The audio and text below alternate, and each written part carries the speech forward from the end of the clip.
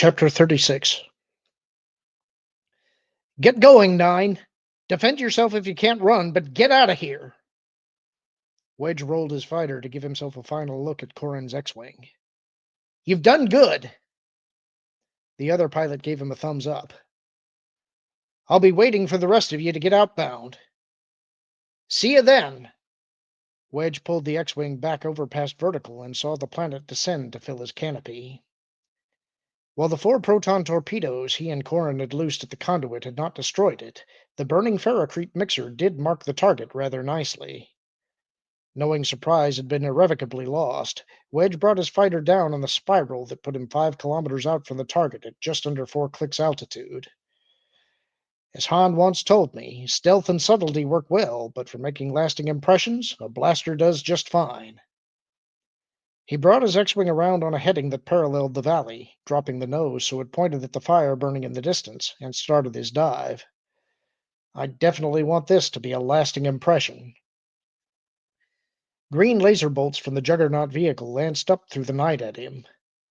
Minoc whined, but Wedge just dropped the fighter below the line of fire, or bounced up above it, constantly forcing the gunners to adjust their sights up and down or side to side. Shooting at a fighter means you have a lot more movement to account for. Very few land vehicles can dance around this much, and none of them can do what I have in mind. The range to target indicator on his console scrolled meters off by the hundreds as he dove in on the conduit. A peace washed over him despite the Imperial fire being directed towards him. He knew he wasn't slipping into some Jedi trance. As much as he admired Luke, he knew he'd never master his friend's mystical skills. The sense of serenity seemed born of a conviction that he had to succeed in destroying the conduit, and, more importantly, a lifetime of experience that told him the forces on the ground couldn't stop him. 1 kilometer out from the target, Wedge pulled his throttle back and reversed the engine's thrust. As the Juggernaut's laser batteries brought their beams together to burn him from the sky, the X-Wing dropped like a rock. In virtual freefall, it hurtled down towards the canyon floor. The Juggernaut's gunners, perhaps believing they had in fact hit the fighter, or perhaps horrified at its uncontrolled descent, stopped shooting. Not that it would have mattered. 100 meters from the ground, Wedge clicked on the repulsor lift engines, and their whine drowned out Minoc's terrified scream. The fighter's fall ended abruptly in a bouncing, bobbing hover barely 5 meters from the canyon's sandy floor. Dust billowed up around the X-Wing, and the lasers in the boxy Juggernaut's forward turret began to track down. Behind the vehicle, visible in the red and gold light of the burning mixer, stormtroopers and Masons began to scatter. Running his engines to zero thrust, Wedge ruddered the X-Wing's nose in line with the Juggernaut and pulled the trigger on his flight stick. A single proton torpedo jetted out at the assault vehicle. The coruscating blue energy projectile pierced the Juggernaut's windscreen. It immolated the cockpit crew and melted its way into the vehicle's main body. There it detonated, swelling the Juggernaut with energy and rounding out its sharp corners before blasting it apart. Armor shrapnel sprayed throughout the area. It made the X-Wing shields spark for a moment, but through them Wedge could see the aft end of the vehicle tumble back up and over the conduit to fall on the other side. Its burning hulk silhouetted the conduit. Wedge thumbed his weapons control over to lasers and pulled the trigger. Using the rudder pedals, he rocked the fighter back and forth, peppering construction vehicles and plasteel forms with scarlet energy bolts. Scaffolding collapsed and semi-fluid ferrocrete oozed from burning forms. Stormtroopers darted back and forth, seeking any cover they could find. He made no attempt to target them specifically.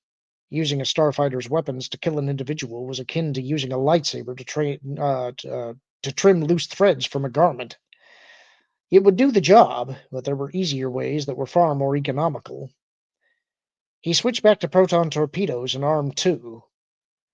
Focusing his aiming reticle on the ferrocrete pipe, he hit the trigger, then punched power to the repulsor lift drives to vault his ship into the air.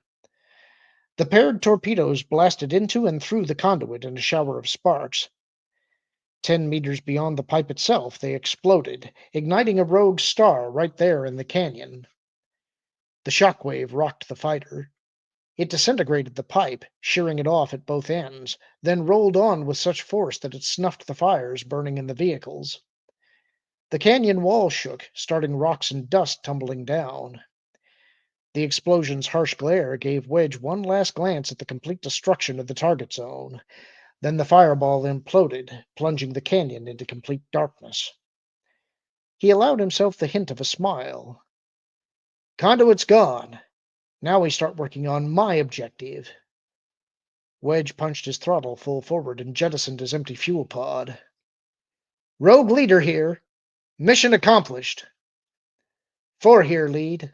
All eyeballs blinded. All rogues are safe. Squints and rogues inbound your position. Brewer's voice stopped for a moment.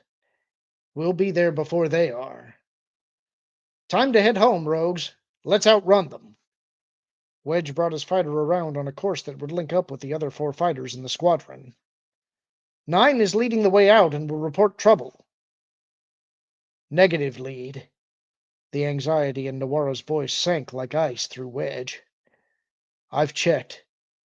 9 is nowhere on my forward scan.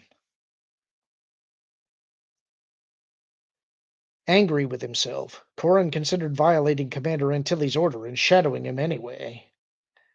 That thought survived about as long as Peshk had in the first fight for Black Moon. He's right. Your fuel reserves are down. He's given you a mission and you're to complete it. Head out and make sure the run is clear. Whistler, boost my sensors. I want as complete a picture of the theater here as you can give me. Full threat assessment. The astromech droid chirped happily. His first list of fighters showed only 3 eyeballs left in the dogfight with Rogue Squadron. A full squadron of squints was inbound, but their threat assessments were in decimal points. They were no threat to him, and scant little threat to his squadron mates. While he could not ignore them, there was no reason they would interfere with his run out of the system. The numbers on 2 of them climbed slightly higher. What's with those 2? Whistler splashed a tactical display on Corran's monitor. 2 of the squints had broken off to run a flyby and possible intercept on a body moving through the atmosphere. The numbers Whistler used to describe that falling object showed its fall to be controlled, and Corran was fairly certain that little fact would not have been lost upon the TIE pilots. Whistler, do you think they're closing on one of our assault shuttles? A crisp note answered him as Whistler tagged the shuttle as the Devonian. Yeah, I thought so. Yanking his stick back to his breastbone, Corran brought the snub fighter over in a big loop. Page, you're going to owe me big time for this one. The droid tootled at him with low tones. Yes, I do know what I'm doing. If I let my dive drive me instead of burning up fuel, we'll be fine. Corran eased his throttle back. And no, I don't want you to calculate the odds on this. I've never asked for the odds before, and I don't want them now. Odds only matter when you're engaged in games of chance, and if Page's people are going to have any chance, this can't be a game. Corran's dive was bringing him high, hot, and on an angle at the rear arc for the interceptors. He focused his attention on the second squint. He couldn't switch over to proton torpedoes because a target lock would warn them of the threat they faced. If he was going to succeed, he needed things to be fast, and that meant the first interceptor had to die on his first pass. Just over a kilometer out, Corran pushed his throttle forward and leveled out to come straight in at the interceptors.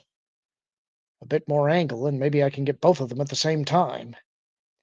He switched his weapons over to lasers and linked them so they would fire in tandem. He dropped his targeting crosshairs on the rear ship, and when they flashed green, he pulled the trigger and kept it down. 4 pairs of red energy darts perforated the slant-winged interceptor. The first hits on the right wing started the ship rolling. Then it jinked up into Corran's line of fire. 4 laser bolts converged, punctuating the cockpit and filling the interior of the ship with fire. A roiling explosion blasted the squint apart and forced Corran to roll and dive to avoid the worst of the debris cloud. Snapping back to his previous orientation, he looked up at where the other interceptor should have been. He didn't see it, but before he could even begin to wonder if it had somehow died too, laser fire carved into the strength of his aft shield. Great. All I need is some Sith-spawn hotshot pilot in that squint. He reinforced the aft shield, rolled, then hit the left rudder and slewed his ship around to try and give him an angle on the interceptor. He couldn't see it on his forward or rear scope, so he hauled back on the stick and started the climbing loop. The interceptor appeared dead center at his aft scan and again laced his aft shield with green fire. Who is this clown? Corran came over, rolled up onto his port S-foil, then chopped his throttle back and let the X-wing drop towards the planet. Whistler, calm to one-click radius. Tell the transport to go to ground as soon as possible because this guy is good. I want room to operate. A harsh whistle stung him. A question appeared on his display. Yes, of course I'm better. I'm toying with him. Now reinforce those shields and hang on. The interceptor began to close on Corran's tail. Pulling back on the stick, Corran leveled his ship out and the interceptor swooped in behind him. The Corellian waited until the interceptor closed to 500 meters, then side-slipped his ship to starboard. Hitting hard left rudder and bringing his throttle back up, his X-wing's nose swung back towards the Squint. Though more maneuverable than their vertically winged predecessors, the interceptor's broad wings still gave them yaw problems. The Squint's sideslip came slow and presented Corran with a wonderful target. His first shot hit solidly on the starboard wing, lasing 2 angry holes in it. The Squint began to roll, and Corran shot again, but the Scarlet Bolt shot fore and aft at the ball cockpit. The Imperial pilot finished the roll and dove. Corran kicked the X-wing up on the port S-foil and dove after the interceptor. The pilot in front of him let his ship juke back and forth, but the drag from the damaged wing's solar panels made all moves to the right quicker and harder to recover from. Corran dropped his targeting reticle just to starboard of the stricken fighter. The interceptor drifted to the right, and he fired. The lasers took the right wing clean off. The Squint immediately whirled off into a flat spin to port, uncontrolled and unrecoverable. Corran pulled up before he saw the interceptor crash, and part of him hoped the pilot had the intelligence to eject before he died. He glanced at his monitor and angled his ship onto an intercept for the rest of the squadron's outbound course. 9 to road leader. I'm still here. He heard plenty of anger pulsing through Wedge's reply. You're supposed to be leading, not following, 9. Copy, lead. I was getting clear, but 2 squints made a run. So you made a run. Avenging General Crefray. Corran figured Wedge would catch the reference and realized the interceptors were closing on a transport when he picked them off. He looked at his fuel indicator. Lead, I have a problem. I know, 9. Your astromech just answered an inquiry I sent. The Twi'lek's voice broke into the frequency. Lead, another dozen squints have launched and are following the wave behind us. Lead, this is 4. Let's stay. It's only 22 of them. Lead, 5 here. I'm game. Corran smiled. Thanks, guys. Quiet. This isn't a democracy, and what we want to do doesn't matter. We have orders, and others are depending on those orders being obeyed. Static filled the speakers for a moment. Then Wedge spoke again. We do have some leeway in obeying them, though. Change in plans. We'll go sunside and draw the imps with us. 9, you'll go in on the dark side and go to ground. The atmosphere is thin, but your life support equipment can concentrate it. Enough for you, anyway. If you can avoid them, we'll be back for you. I'll do my best, lead. Corran brought his X-wing into position with the rest of the squadron. 4. How many did you vape? I got 6. You? 3, if we count the one in the canyon. It counts, 9. Unconventional, but it counts. Thanks, Commander. Rysade broke into the conversation. What did you do, 9? It's complicated. I'll explain it later. Even as he pronounced the word later, it turned to dust in his mouth. I'm only at 17. You're +2 on me, 4. I'm going to count the ones I got on the dark side in their contest. I would have it no other way, 9. Noir Aven spoke. 9, Gavin's an ace now. Never doubted it for a minute. Good going, kid. Borleas's moon loomed large overhead. Welcome to the club. 10 seconds to break, rogues. 9. Don't feel you have to be a hero. Have to be? I'm a rogue. I thought hero came with the territory. It certainly does. Break down, 9. Corran banked off to the left as the rest of the squadron went right and filled his aft sensor scope. Later, my friends. If there was any reply, it didn't make it over the horizon to him. Corran throttled back and took the X-Wing down close to the lunar surface. He cut off his comm unit and flipped his sensors over to passive mode. Okay, Whistler. It's just you and me. Let's find us a hole to crawl into. No, not one to hide in, but one to ambush out of. The commander knew as well as we did that this split wouldn't fool all the Imperial pilots. They'll come for us eventually. I've never had a desire to die alone, and taking a bunch of them along will suit me just fine. That's the end of the chapter. Hope you enjoyed it. Talk to you soon.